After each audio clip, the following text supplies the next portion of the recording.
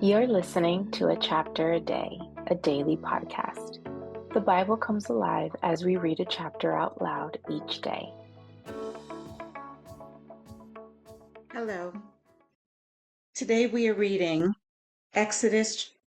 Deuteronomy. Today we're reading Deuteronomy chapter 23, and it says, "No one who has been emasculated by crushing or cutting may enter the assembly of the Lord.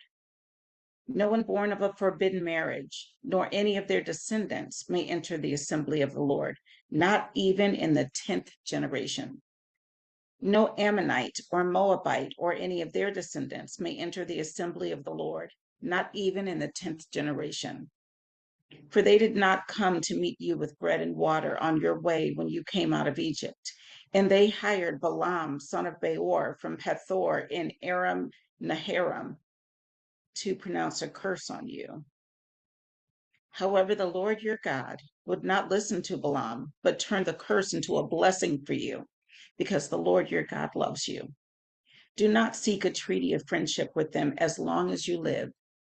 Do not despise an Edomite, for the Edomites are related to you.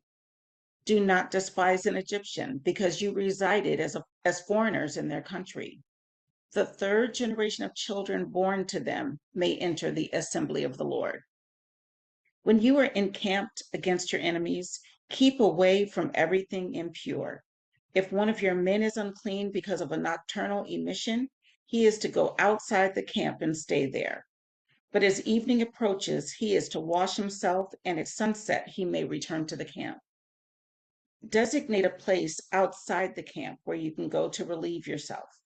As part of your equipment, have something to dig with, and when you relieve yourself, dig a hole and cover up your excrement. For the Lord your God moves about in your camp to protect you and to deliver your enemies to you. Your camp must be holy, so that he will not see among you anything indecent and turn away from you. If a slave has taken refuge with you, do not hand them over to their master. Let them live among you wherever they like and in whatever town they choose. Do not oppress them. No Israelite man or woman is to become a shrine prostitute. You must not bring the earnings of a female prostitute or of a male prostitute into the house of the Lord your God to pay any vow, because the Lord your God detests them both.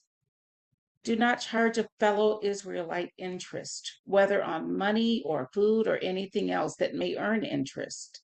You may charge a foreigner interest, but not a fellow Israelite, so that the Lord your God may bless you in everything you put your hand to in the land you are entering to possess. If you make a vow to the Lord your God, do not be slow to repay it. For the Lord your God will certainly demand it of you, and you will be guilty of sin. But if you refrain from making a vow, you will not be guilty. Whatever your lips utter, you must be sure to do, because you made your vow freely to the Lord your God with your own mouth. If you enter your neighbor's vineyard, you may eat all the grapes you want, but do not put any in your basket. If you enter your neighbor's grain field, you may pick kernels with your hands, but you must not put a sickle to their standing grain." That was Deuteronomy chapter 23.